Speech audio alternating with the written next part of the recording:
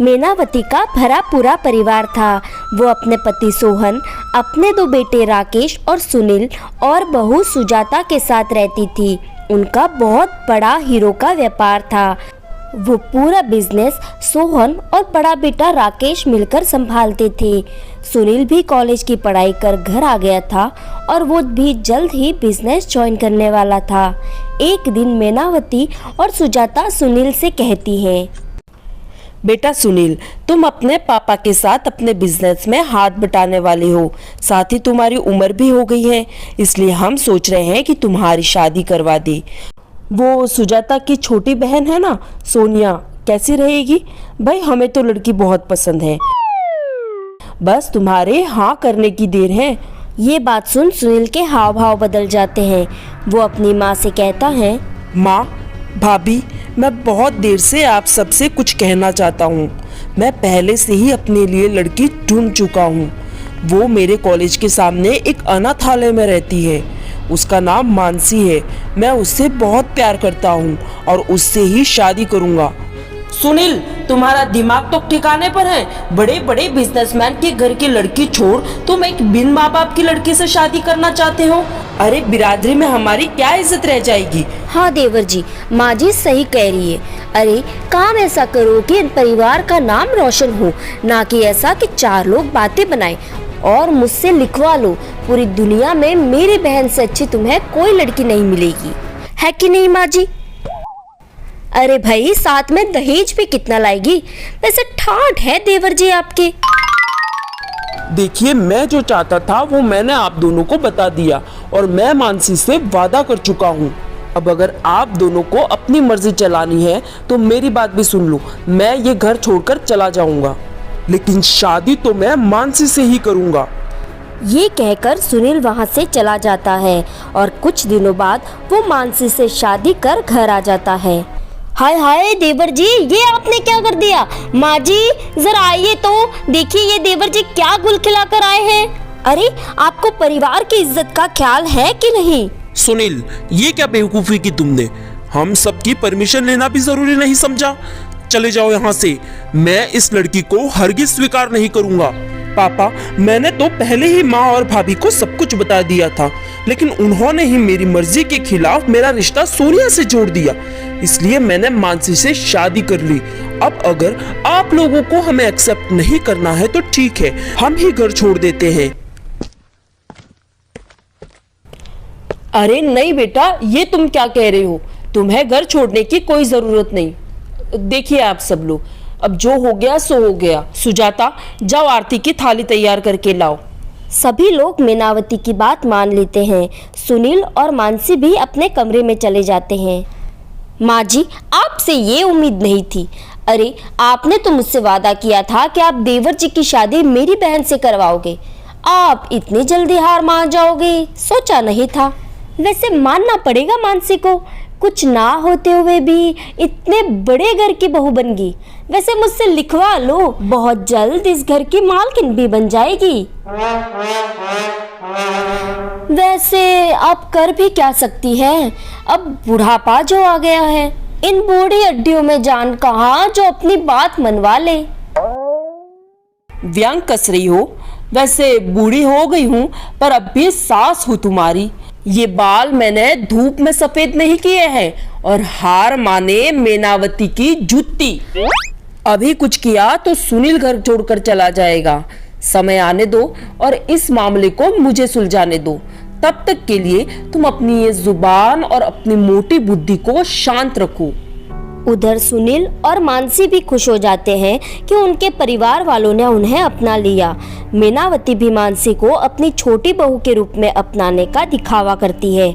ऐसे ही कुछ महीने बीत जाते हैं और फिर एक दिन, मानसी सुनो, मुझे 1 महीने के लिए काम के सिलसिले में फॉरेन ट्रिप जाना पड़ेगा। अरे तो आप ये बात इतने दुखी होकर क्यों बोल रहे हैं जी? आप बिल्कुल भी टेंशन मत लीजिए, मैं यहाँ सब संभाल लूंगी। मैं तुमसे इसी बात की उम्मीद कर रहा था। देखना, ये 1 महीना तो बहुत जल्द निकल जाएगा। सुनील बेफिक्र होकर मानसी को छोड़कर चला जाता है। मीनावती तो इसी समय का इंतजार कर रही थी। और फिर रात को माँ जी छोड़िए मुझे। ये आप क्या कर रही हैं माँ जी? छोड़िए, मेरा हाथ छोड़िए माँ जी। मुझे घर से मत निकालिए। मैं इतनी रात को कहाँ जाऊंगी? मुझ पर दया कीजिए माँ जी। भाभी आप कहिए ना माँ जी को, कहिए ना कि मुझे घर से ना निकाले। अरे तुझ जैसी भिखारन को इतने दिन इस घर में रखा, वो क्या दया से कम था? जा, चली जा यहाँ से। अगर कहीं भी जगह नहीं मिले तो कहीं जाकर डूब मरना, पर दोबारा यहाँ मत आना। ये कहकर मैनावती मानसी को घर से बाहर निकाल देती है। अरे वाह माँ जी, मान गए आपको कि इन बूढ़ी हड्डियों में अभी भी जान है।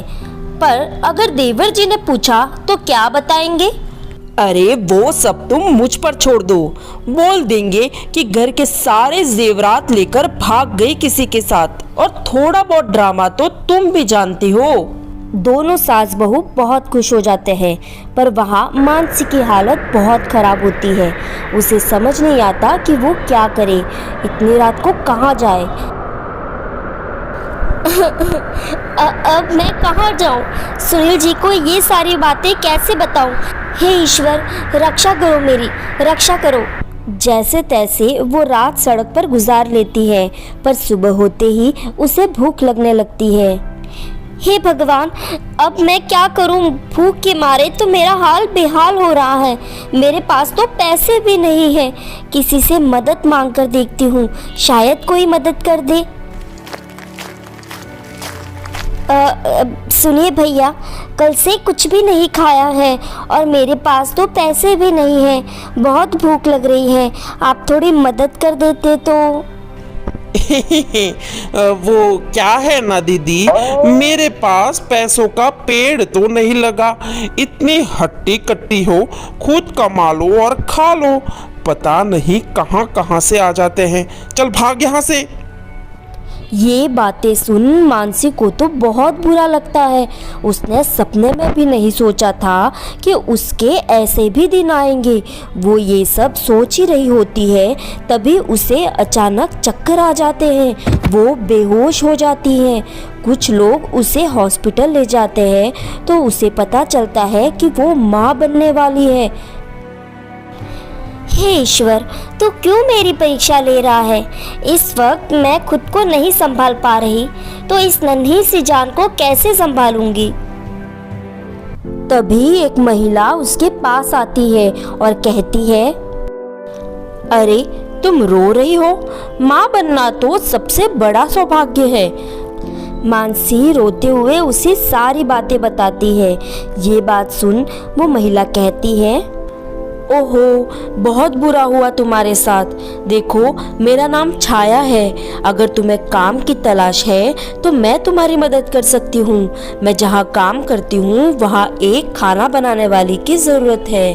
अगर तुम खाना बना सकती हो तो मैं तुम्हारे लिए बात कर सकती हूँ। हाँ बहन, मैं बहुत अच्छा खाना बना लेती हूँ। तुम अगर मेरी मदद कर दो तो तुम्हारा बहुत बड़ा एहसान होगा। और फिर ऐसा ही होता है।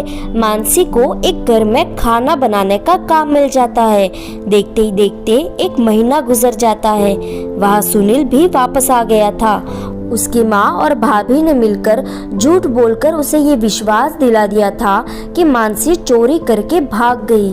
8 महीने बाद मानसी एक प्यारे से बेटे को जन्म देती है, जिसका नाम वो आयुष रखती है। समय गुजरता है और पूरे 5 साल बीत जाते हैं। माँ, तुम हर रोज मुझे ये रोटी खिला देती हो। मुझे नहीं खानी ये रोटी, मुझे कुछ चटपटा खाना है। बेटा, अभी मेरे पास ये ही है, तुम अभी ये खा लो। कल जब मुझे पैसे मिलेंगे तो मैं तुम्हारे लिए पकोड़े बना दूंगी। अभी ये रोटी खा लो। अगले दिन जब मानसी को पैसे मिलते हैं तो वो रास्ते में ही बेसन और कुछ सब्जियां खरीद लेती है। घर जाकर वो पकोड़े और साथ में तीखी और चटपटी चटनी बनाती है। मानसी वो पकोड़े अपने बेटे आयुष को खाने के लिए देती है। वाह मम्मी, ये पकोड़े तो बहुत स्वादिष्ट बने हैं, खाकर तो मजा ही आ गया। तभी वहाँ छाया आ जाती है। मानसी छाया को भी पकोड़े देती है और छाया को भी पकोड़े खाकर बहुत अच्छा लगता है। वो मानसी से कहती है, अरे वाह मानसी, पकोड़े तो बहुत स्वादिष्ट बने हैं। मेरी माँ ने तो पकोड़े बेचने का काम शुरू कर दे, देखना बहुत अच्छी बिक्री होगी। ये बात तो सही है, पर मैं इतने पैसे कहाँ से लाऊंगी? जो पैसे मुझे मिलते हैं उससे तो घर खर्च ही पूरा हो पाता है। अरे तो ये मंगलसूत्र तुमने पहन रखा है वो कब काम आएगा? मैं तो कहती हूँ इसे बेच और उन पैसों से अपना काम शुरू कर दे। कब तक यो घरों में खाना बनाकर गुजारा करेगी? अभी तो तेरे आयुष की पढ़ाई भी शुरू होने वाली है। ये बात कहकर छाया तो चली जाती है, पर छाया की बातें मानसी के दिल में घर कर जाती है।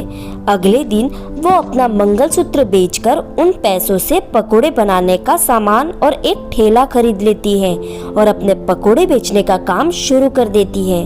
दिन बीतने को आता है, पर कोई भी मानसी के ठेले पर नहीं आता। मानसी बहुत उदास हो जाती है। तभी एक आदमी पकोड़े खाने आता है। अरे बहन जी, एक प्लेट पकोड़े लगाना जरा।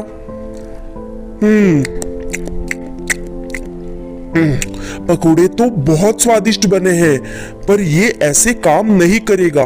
तुम पकोड़ों के साथ चाय भी बेचो। बारिश का मौसम है, इस मौसम में सभी को चाय पकोड़े काफी पसंद होते हैं। मानसी ऐसा ही करती है। अगले दिन वो चाय भी बनाकर लाती है और तरह तरह के पकोड़े भी बेचने लगती है। चाय पकोड़े देखकर धीरे धीरे लोगों की भीड़ जमा हो जाती है। उस दिन मानसी की बहुत अच्छी कमाई हुई थी और उसकी चाय पकोड़ों का बिजनेस चल पड़ता है। आयुष का भी दाखिला वो एक अच्छे स्कूल में करवा देती है। ऐसे ही कई साल गुजर जाते हैं। मानसी अब ठेले की जगह एक ढाबा खोल लेती है। उसका बेटा आयुष बड़ा हो जाता है। माँ कहाँ हो माँ? माँ मुझे आशीर्वाद दो, तुम्हारे बेटे ने यूपीएससी की परीक्षा पास कर ली है। तुम्हारा बेटा आईएएस ऑफिसर बन गया है माँ। क्या तुम सच कह रहे हो? आज मेरे बरसों की मेहनत रंग लाई। आज मैं बहुत खुश हूँ। अब मुझे अपनी जिंदगी से कोई शिकायत नहीं है बेटा। ये कहकर वो आयुष को गले लगा लेती है। अगले दिन मीडिया वाले आते हैं और आयुष और उसकी माँ का इंटरव्यू लेते हैं। कैसे बना एक ढाबे वाली का बेटा आईएएस ऑफिसर? जानिए उनके संघर्ष की कहानी उन्हीं की जुबानी। ये इंटरव्यू घर बैठा सुनील भी देखता है तो वो दंग रह जाता है। वो जल्दी ही मानसी के ढाबे पर पहुंच जाता है। आप यहाँ क्यों आए हैं? इतने सालों बाद हमारी याद कैसे आ गई आपको? सवाल तो मुझे पूछना है मानसी। आखिर क्या कमी रह गई थी मेरे प्यार में जो तुम मुझे छोड़कर भाग गई? अगर तुम्हें पैसे ही चाहिए थे तो बता देती। इस तरह मेरे घर से चोरी कर भागने की क्या जरूरत थी? अरे ये आप क्या कह रहे हैं? मैंने कोई चोरी नहीं की और मुझे तो आपकी माँ और भाभी ने घर से निकाल दिया था। अपनी कोख में बच्चा लेकर मैंने कैसे दिन गुजारे हैं मैं ही जानती हूँ। क्या आयुष मेरा बेटा है? मुझे माफ कर दो मानसी, सारी गलती मेरी है। मुझे अपनी माँ और भाभी पर भरोसा नहीं करना चाहिए था, लेकिन मेरा दिल जानता था, ये जानता था कि तुम गलत नहीं हो, इसलिए मैंने दूसरी शादी नहीं की। मैं सिर्फ तुमसे प्यार करता हूँ मानसी। ये बात सुन मानसी की भी आंखों में आंसू आ जाते हैं। वो सुनील को माफ कर देती है। सुनील भी अपना घर छोड़ देता है और मानसी अब और अपने बेटे के साथ खुशी खुशी रहने लगता है। ऐसी ही कहानियाँ देखते रहने के लिए हमारे चैनल को सब्सक्राइब करें। वीडियो अच्छा लगा हो तो इसे लाइक करें, चैनल को सब्सक्राइब करें एंड शेयर करें। धन्यवाद।